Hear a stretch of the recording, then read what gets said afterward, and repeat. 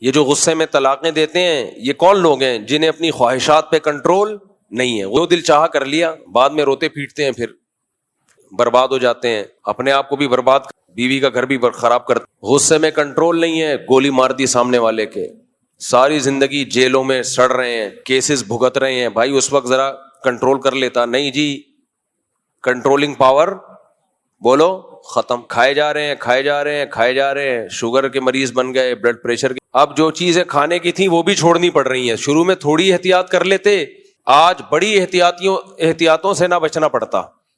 سو رہے ہیں تو سوئے چلے جا رہے ہیں، نہ ورزش ہے، نہ ایکسرسائز ہے، نہ ہل جل ہے.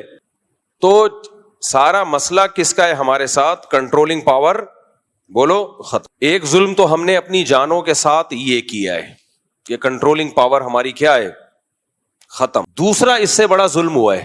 اچھا یہ مذہبی اسکالرز میں بھی ہے یہ چیز، کنٹرول پاور ان کی بھی ختم ہے. جو بات پبلک کو بیان کرنے کی نہیں ہے وہ بیان کی جا رہی ہے، کیونکہ آپ کو آتی ہے وہ بات. بھائی آپ کے پاس جو علم ہے، آپ یہ دیکھو کہ پبلک کو بتانے کا اس میں فائدہ بھی ہے یا نہیں ہے، یہ پبلک کے کام کی چیز بھی ہے یا نہیں ہے. عوام کو کیوں بتا رہے ہو یہ باتیں آپ؟ صرف اس لیے کہ لوگ کہیں گے ماشاءاللہ بہت پہنچے ہوئے ہیں.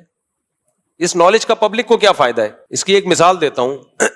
مغرب کی نماز میں سنت یہ ہے کہ قصار مفصل میں سے سورتوں کی تلاوت کی جائے، چھوٹی صورتیں.